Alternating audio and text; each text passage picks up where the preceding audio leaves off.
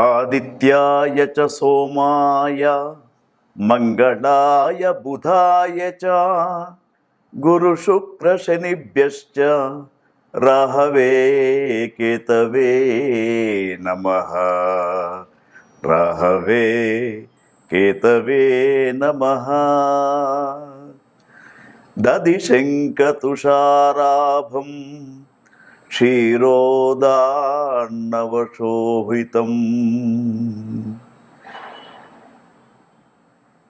శ్రీ గురుభ్యో నమః. శ్రీమాత్రే నమః. చూస్తున్నటువంటి ప్రేక్షకులకు విశేషమైనటువంటి కార్యక్రమానికి మీ అందరికీ స్వాగతం తెలియజేస్తూ, విశ్వావసునామ సంవత్సరములో రాబోతున్నటువంటి మొట్టమొదటి గ్రహణం చంద్రగ్రహణం. మనకు ఈ యొక్క చంద్రగ్రహణం ఏ విధంగా ఉండబోతూ ఉంది, చంద్రగ్రహణానికి తర్వాత మరి ఏ ఏ రాశులకు శుభకరంగా ఉంటుంది అనే విషయాలన్నీ కూడా, గ్రహణాన్ని ఏ విధమైనటువంటి నియమాలతో పాటించాలి అనే విషయాలను తెలుసుకుందాం. విశ్వావసునామ సంవత్సరంలో భాద్రపద శుక్ల పౌర్ణమి రోజున, అంటే తేదీ 7/9/2025 ఆదివారం రోజున రాత్రి శతభిష నక్షత్ర మేషలగ్న సోమోపరోగా పింగళవర్ణ దక్షిణ శరము నైరుతి స్పర్శ ఆగ్నేయ మోక్షం రాహుగ్రస్త సంపూర్ణ చంద్రగ్రహణము ధృతియోగము మరి కలుగుతూ ఉన్నది. ఈ యొక్క చంద్రగ్రహణం అనేది మనకు భారతదేశంలో సంపూర్ణంగా కనబడుతూ ఉంటుంది. భారతదేశంతో పాటు ఇతర దేశాలలో కూడా కొన్ని ప్రాంతాలలో ఈ యొక్క చంద్రగ్రహణాన్ని చూడడానికి అవకాశం ఉంటుంది. అయితే గ్రహాలలో అన్నిటికంటే షోడశ కళానిధి అయినటువంటి చంద్రగ్రహణము, భారతదేశంలో ఈ సంవత్సరం 2 గ్రహణాలు మనకు కనిపించే గ్రహణాలలో మొదటి గ్రహణం అయినటువంటి ఈ యొక్క భాద్రపద శుక్ల పౌర్ణమి రోజున కనిపించే గ్రహణాన్ని ఏ విధంగా పాటించాలి, దాని యొక్క నియమాల గురించి తెలుసుకుందాం. మరి చంద్రుడు మనస్సుకు కారకుడు కాబట్టి గ్రహణం వలన కొన్ని రాశుల వారికి మానసికపరమైనటువంటి బాధలు, కొన్ని రాశుల వారికి ఉత్తమమైనటువంటి ఫలితాలు కూడా మనకు కనిపిస్తూ ఉన్నాయి. ఈ యొక్క గ్రహణం రాత్రి నైరుతి స్పర్శ 9:57 ప్రారంభం కాబోతూ ఉంది. మరి దీని యొక్క నిమీలన కాలము రాత్రి 10:57 దాకా, మధ్యకాలము రాత్రి 11:48 దాకా, తర్వాత ఉన్మీలన కాలము రాత్రి 12:22 దాకా, ఆగ్నేయ మోక్షకాలం అనేది రాత్రి 1:29, మరి ఆద్యంత పుణ్యకాలం అనేది ఉదయాత్పూర్వం 3:29 వరకు ఈ యొక్క గ్రహణం అనేది మన భారతదేశంలో సంభవించబోతూ ఉంది. అయితే ఈ గ్రహణం గురించి మన ప్రేక్షకులకు ముందుగానే తెలపడానికి ఈ కార్యక్రమాన్ని మీ ముందు ఉంచుతూ ఉన్నాం. అయితే ఈ యొక్క గ్రహణం అనేది ముఖ్యంగా ఈ గ్రహణం యొక్క నియమాలు ఏమిటి, ఎప్పుడైతే రాహుగ్రస్త చంద్రగ్రహణం ఉంటుందో ఆ రాహువు చంద్రుణ్ణి ఏ విధంగానైతే గ్రహించబోతూ ఉంటాడో ఆ సమయంలో సైన్స్ ప్రకారంగా మనకు చంద్రకిరణాలు అనేటివి ఆహార పదార్థాలలో పడవు కాబట్టి ఆ రోజు కొన్ని నియమాలు తప్పకుండా పాటించాలి. ముఖ్యంగా మధ్యాహ్నం భోజన సమయం 1 1 గంట లోపుగా భోజన సమయాన్ని ముగించుకోవాలి.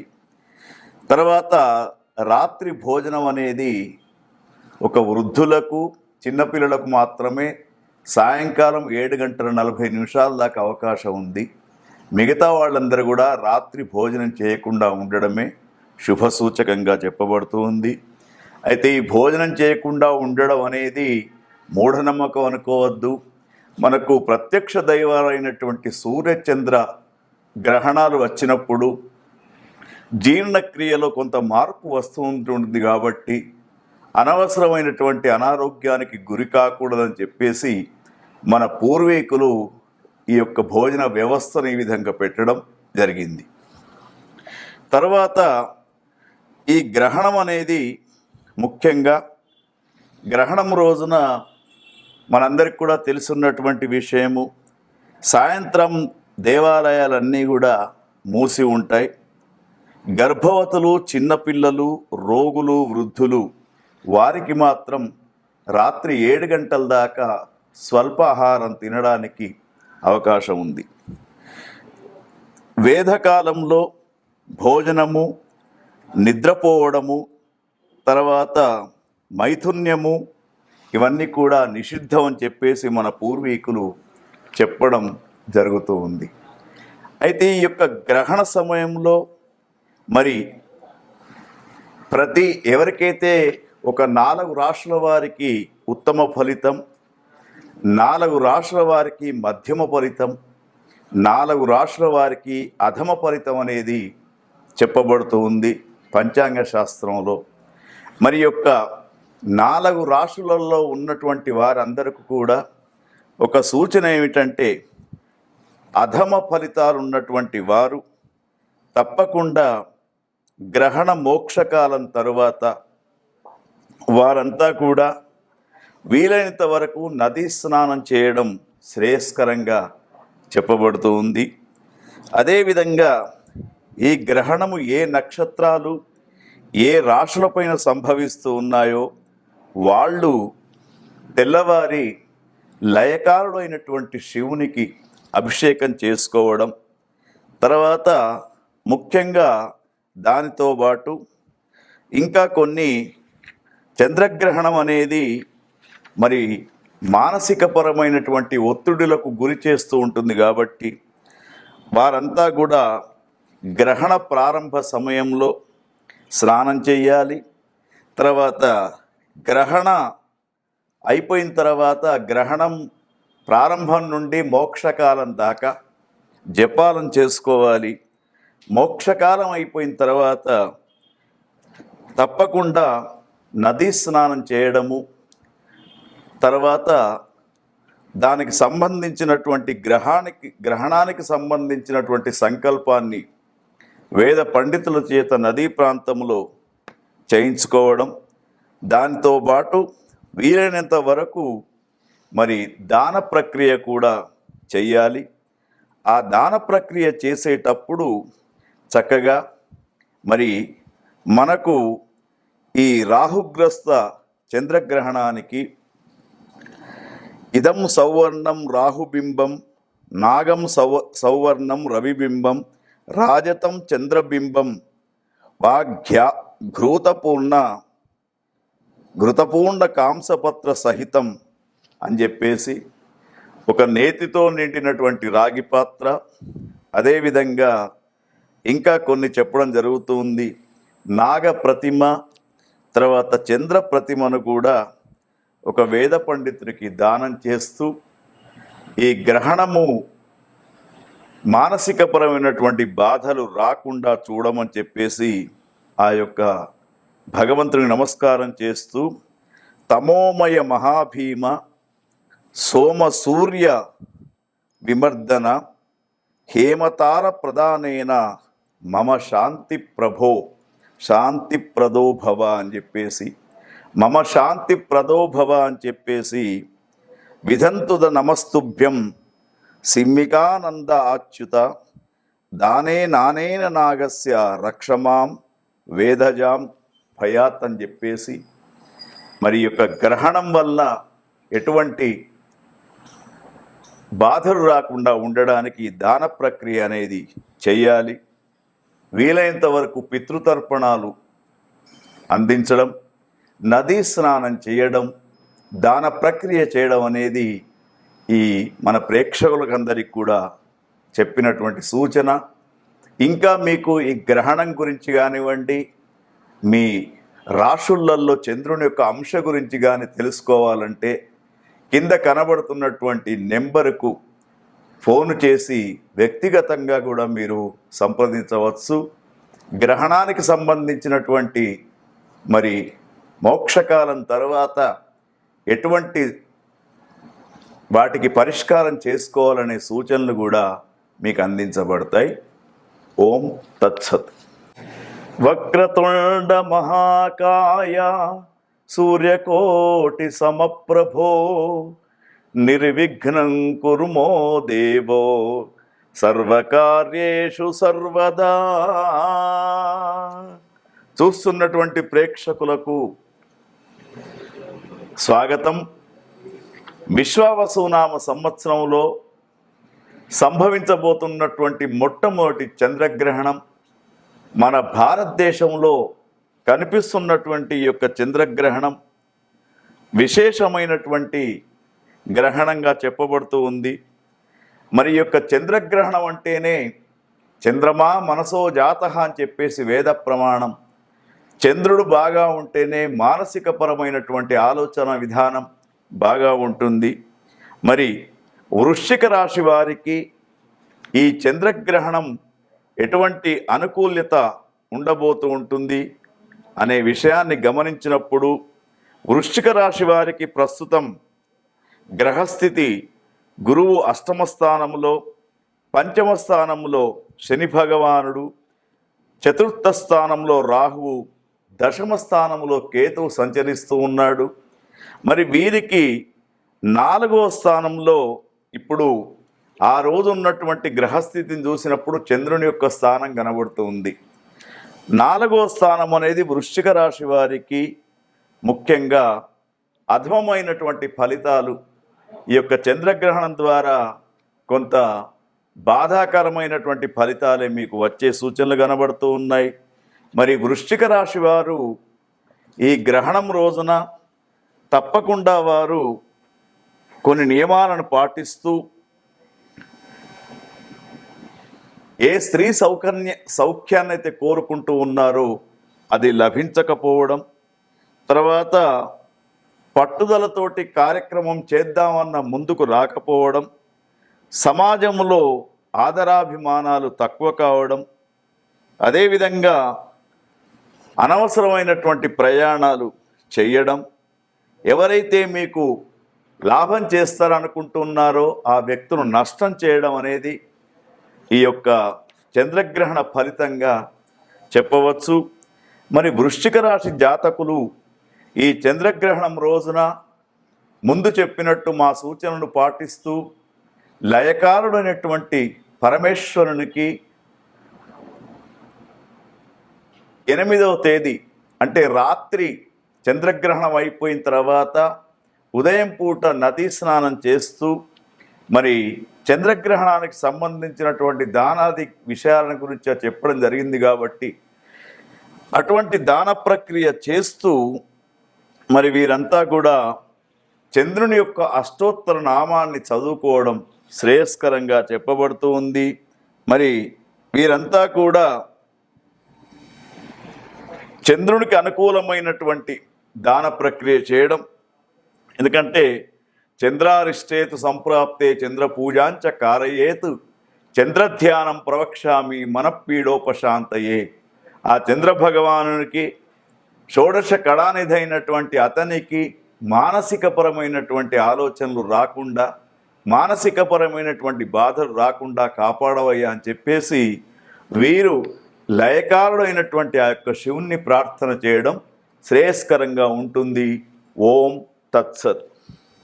ఈ చంద్రగ్రహణం సంభవించినప్పుడు ముఖ్యంగా చంద్రగ్రహణానికి అధమ ఫలితాలు ఇస్తున్నటువంటి రాశులకు సంబంధించినటువంటి వారు, ఆ నక్షత్రాలలో ఉన్నటువంటి వారు చంద్రగ్రహణాన్ని వీక్షించకూడదు. దాంతో పాటు ముఖ్యంగా ఎవరైతే గర్భవతులు ఉంటారో 3వ మాసం దాటిన తర్వాత ఉన్నటువంటి వాళ్ళు ఎవరు కూడా చంద్రగ్రహణాన్ని వీక్షించకూడదు. ఎందుకంటే గ్రహణ వీక్షణ అనేది మంచిది కాదు. ముఖ్యంగా ఈ యొక్క గ్రహణం అనేది మేష, వృషభ, కన్యా, ధనుసు రాశి వారికి మంచి ఫలితాలను, మిథున, సింహ, తుల, మకర రాశి వారికి మధ్యమ ఫలితాలను, కర్కాటక, వృశ్చిక, కుంభ, మీన రాశుల వారికి అధమమైనటువంటి ఫలితాలను ఇస్తూ ఉంది. కాబట్టి ముఖ్యంగా గ్రహణం సంభవించేది కూడా మనకు మరి రాహుగ్రస్తమైనటువంటి చంద్రగ్రహణం పూర్వాభాద్ర నక్షత్రం కుంభరాశిలో సంభవిస్తూ ఉంది. కాబట్టి కుంభరాశి జాతకులు, ముఖ్యంగా పూర్వాభాద్ర నక్షత్ర జాతకుల యొక్క గ్రహణాన్ని వీక్షించకూడదు. గర్భవతులు ఎవరైతే ఉంటూ ఉంటారో వారు సాయంకాలం 7 గంటల నుండి చంద్రుని చూడకుండా ఉండాలి. తర్వాత ముఖ్యంగా వారికి 7 గంటల లోపలనే స్వల్ప ఆహారం తినిపించడం. తర్వాత ముఖ్యంగా ఈ గ్రహణం అనేది కుంభరాశిలో సంభవిస్తూ ఉంటుంది. కాబట్టి వారు పూర్వాభాద్ర నక్షత్ర జాతకులు కుంభరాశిలో జన్మించినటువంటి వారికి గ్రహణ గోచారం అధమంగా ఉంది. కాబట్టి వారు జాగ్రత్తగా గ్రహణాన్ని చూడకుండా ఉండాలి. తర్వాత శక్త్యానుసారంగా వీరు నదీ స్నానం కానివ్వండి లేదా దాన ప్రక్రియ కానివ్వండి చేసుకోవాలి. మరి యొక్క చంద్రగ్రహణం అనేది మన దేశంలోనే కాకుండా ఇంకా కొన్ని దేశాలలో కూడా ఈ చంద్రగ్రహణం కనిపిస్తూ ఉంది. కాబట్టి ఆ దేశాలలో ఉన్నటువంటి వారు కూడా ఈ యొక్క నియమాలను పాటించాలి. ముఖ్యంగా గ్రహణ సమయంలో స్నానం చేయడం, తర్వాత తల్లిదండ్రులు లేనటువంటి వారు తర్పణాలు ఇవ్వడం, మోక్షకాలం అయిన తర్వాత శుద్ధి స్నానం చేయడం, తర్వాత దాన ప్రక్రియ చేసుకోవడం చెప్పుకోదగ్గ సూచన. అట్లాగే గ్రహణం విడిచిన తర్వాత స్నానం చేసిన తర్వాత లయకారుడైనటువంటి శంకరుని యొక్క అభిషేకం కూడా చేసుకోవాలి. తర్వాత ముఖ్యంగా ఈ ఎవరైతే 4 రాశుల వారికి అధమమైనటువంటి ఫలితాలు ఉంటాయో ఆ 4 రాశుల వారు ఎటువంటి అనుమానాలున్నా కూడా క్రింద కనిపిస్తున్నటువంటి నెంబర్కు వ్యక్తిగతంగా ఫోన్ చేసి తెలుసుకోవచ్చు. వారికి తగినటువంటి సూచనలు కూడా ఇవ్వబడుతూ ఉంటుంది. గ్రహణ స్నానం చేసేటప్పుడు చక్కగా దేవతలందరినీ కూడా తలుచుకొని ఆ గ్రహణ స్నానం అనేది చెయ్యాలి. గ్రహణ శాంతి విధానం కూడా చేసేటప్పుడు మీ గోత్రము, మీ పేరు అన్ని చెప్పుకొని శాంతి చేయాలి.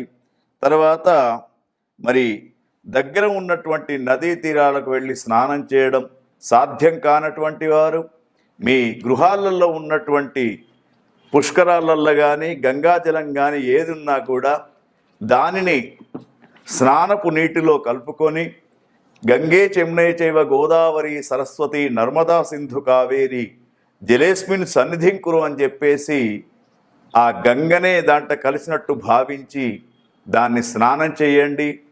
మరి దీనివల్ల ఏదైతే అధమ ఫలితాలు పొందే రాష్ట్ర వాళ్ళు ఉంటారో వారికి కొంతవరకు ఈ చంద్రగ్రహణం యొక్క పీడా నివారణ అనేది జరుగుతూ ఉంటుంది.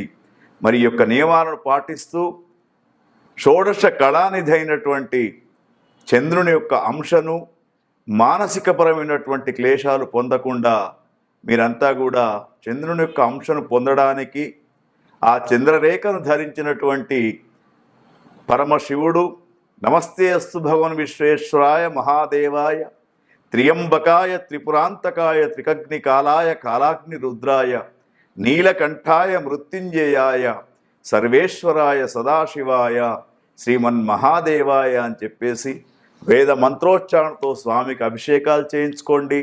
తర్వాత ఓం నమ శివాయ అంటూ ఆ శివలింగం మీద నదీ జలాన్ని సమర్పిస్తూ త్రిదళం త్రిగుణాకారం త్రినేత్రంత్ర త్రిరాయుధం త్రిజన్మ పాప సంహారం ఏకబిల్వం శివార్పణం అని చెప్పేసి ఒక పత్రి మారేడు దళాన్ని కూడా సమర్పించుకోండి.